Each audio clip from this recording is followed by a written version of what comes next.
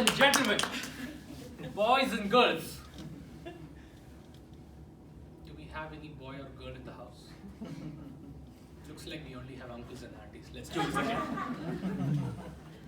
Ladies and gentlemen, excited to see you all. None of you paid a dime to watch this show, so please keep your expectation low. So I wanted to do this stand-up comedy show like a surprise event, like me would start talking the talk and you would figure out eventually that it's a stand-up comedy show. Later I realized that that's not going to work out. If I had to do something like that, I would be more like, my wife ran away on a honeymoon to her mom's place. Why is he telling us that? Should we talk to the HR? He looks a little weird. So we don't want that. That's why we started sending out emails. We started saying, Praveen is going to do a stand-up comedy show, he's going to do a stand-up show, he's going to be a comedy show. You can come here and laugh. This is an opportunity for you to come and laugh. You should laugh, better laugh. So I had this one thing that I know you all very well, and I wasn't very sure how many of you would be ready to have a conversation with me or even continue talking to me after the show. So let's take one good final selfie. Now I want the group to say hoo-hoo when I do the selfie, okay? Say hoo-hoo! Yeah, that's it. So we all fly to different places, right? So those who fly with infants will know what I'm talking about. You are usually allowed to carry 1 or 2 water bottles out of courtesy for the baby. But my family is in this business of smuggling water bottles through the aircraft. We carry 20 on a 2-hour flight. It's actually for the entire trip.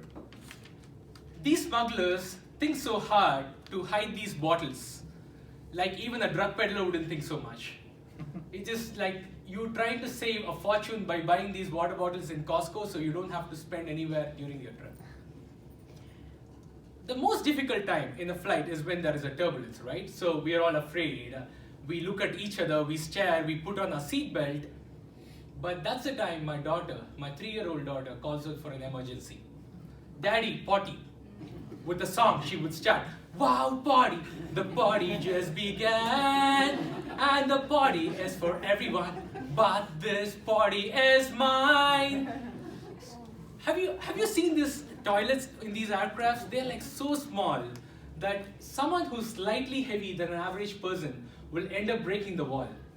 Now, me and my daughter trying to fit in these toilets is like my manager trying to plan work for me. So, here, right, so next is, I'm not sure about you all, but I really find it very, I couldn't sleep in these aircrafts at all. It's not because I'm very uncomfortable. It's just because I'm afraid that I might miss some complimentary snacks or drinks that might pass by. So this is how it happens, right? So I would be sleeping and the aircraft attendant would roll with all the snacks and drinks. She would be like, what would you like to have? Apple juice, apple juice. One apple juice. Unfortunately, she's 10 rows behind me.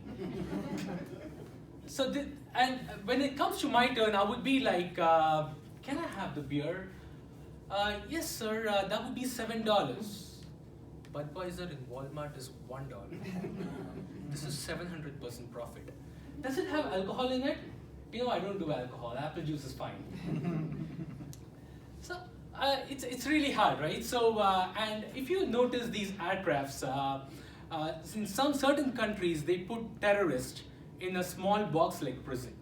So I have not seen how small that would be, but I'm pretty sure it's like this middle seat on a 16-hour long journey flight. So, and if you had noticed the armrest, right? So they are like so small that you and your co-passenger would be like sharing the same armrest. And for me, it is always a 45-year-old gentleman on one side and 25-year-old boy on the other side.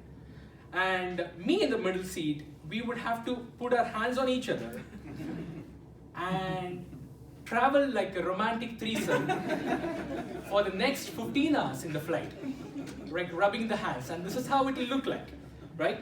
I'm sitting.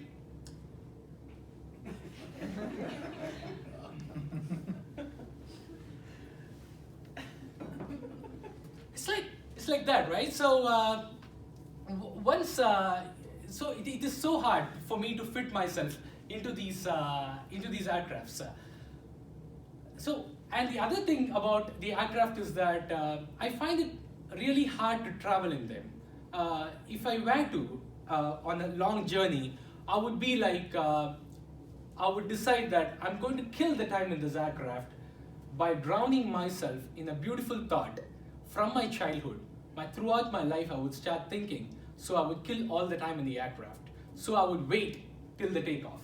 So once the aircraft is ready to take off, then I would go into my thought process about my childhood, the schools, the streets that I have played, the toys, my parents, my friends, how I failed in life and got married.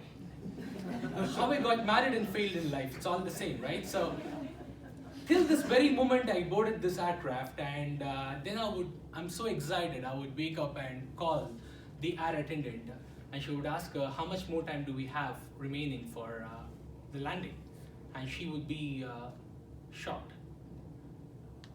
15 hours and 30 minutes. Now I'm shocked, right? Because there is nothing more to think for the rest of my journey besides rubbing those two hands. Yeah. So the last time I did a stand-up show, right? So I kind of gave a 15 seconds pause in every 1 minute. So audience started wondering if I forgot something, while I was wondering why no one was laughing. So then at one point, it became that audience started feeling pity for me. So I think we need to tip this poor guy before we leave. So that's the worst thing to ever happen to a comic, because that's like winning a consolation prize. And the consolation prize is worse because you're not a winner, you're not a loser, you're somewhere in the middle, right? So it is like there is always the 64-year-old gentleman in the audience group who wants to motivate the consolation prize winner. I would be like, I boarded this flight to Vegas, and he would be like, wow, what a joke! Eventually, I wanted to improve myself, right? So I started watching my own recorded shows on the TV, and when I was watching them, it's kind of easy to say that, but it's hard to digest myself, seeing myself, talking in front of myself. So it's like I can wait for 3 minutes, and in 3 minutes I would be like, now shut up! My daughter would be, Mommy, it's not just us, even Daddy is not listening to Daddy. Then I found out a way to watch my own show till the very end. I would wait, I would complete 2 bottles of wine. And in that very state, I'll be able to propose Donald Trump if he's standing in front of me. Then I would start watching my show and sleep in the first 2 minutes.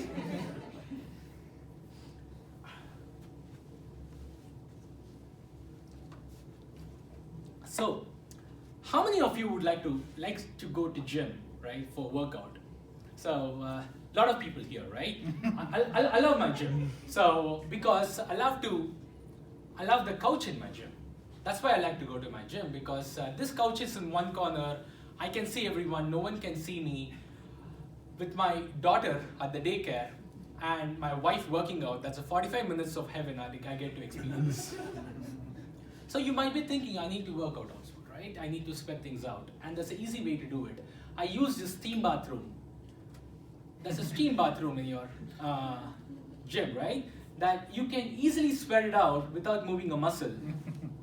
And exactly suits the profile of a software engineer. Right? I'm not very proficient in English, right? So there was this one day I got caught at one of the door in my gym that said, the door cannot be throttle opened. And to me, can I open this door or can I not open this door? There was this warning sign on it. I was waiting there for 25 minutes. And there was this gym attendant that passed by, and he figured out I have a problem, and he was like, how may I help you, sir? I would like to go through the door. Of course, just the door cannot be throttle opened. I thought for a minute, I said, how much more you want to torture an immigrant? Are you a Republican? So, it's like, and at one point I had to figure it out that then I told him that I think you should start writing new things on these board going forward, so I would discontinue my gym membership and join your English classes. Recently, I developed my own doubts on the story of Adam and Eve. So, if you really are aware of the story, right? So, Adam and Eve, they were playing, and finally they were tricked by my manager to eat the fruit of knowledge. Right? The Satan, right? The snake. Right? Okay. So he was tricked, and then when they ate it, they discovered that they were nude. They are not wearing any clothes, so they ran around finding leaves and covering themselves. I'm not sure how far that is true, because I was walking through the shower area in my gym, and there was this gentleman who was approaching me, and he kind of removed the bath towel and wished me good morning with no clothes on him, without any hesitation. I was like, when I first experienced this was inside a steam bathroom, right?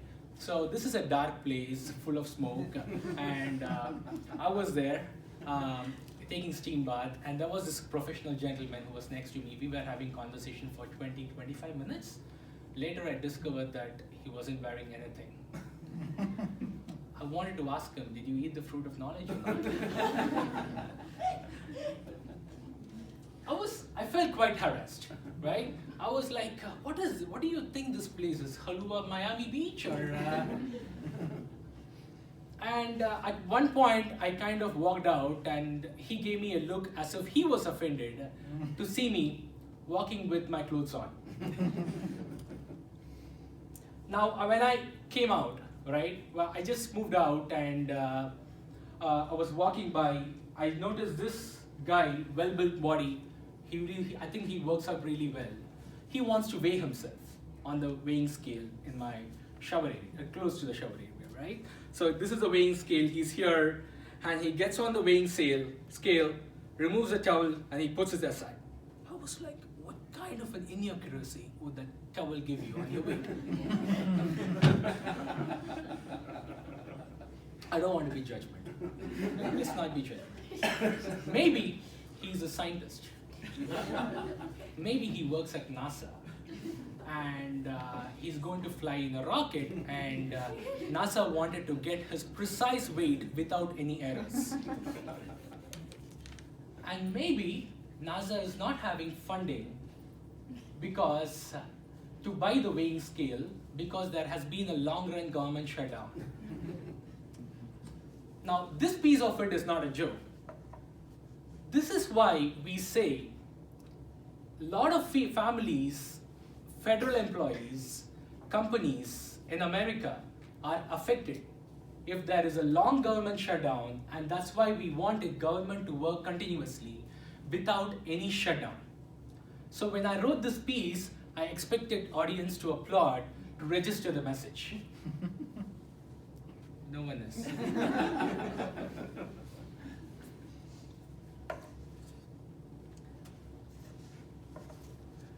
The whole country is fighting over building a wall, right? But what we are not aware of is we have built one within ourselves.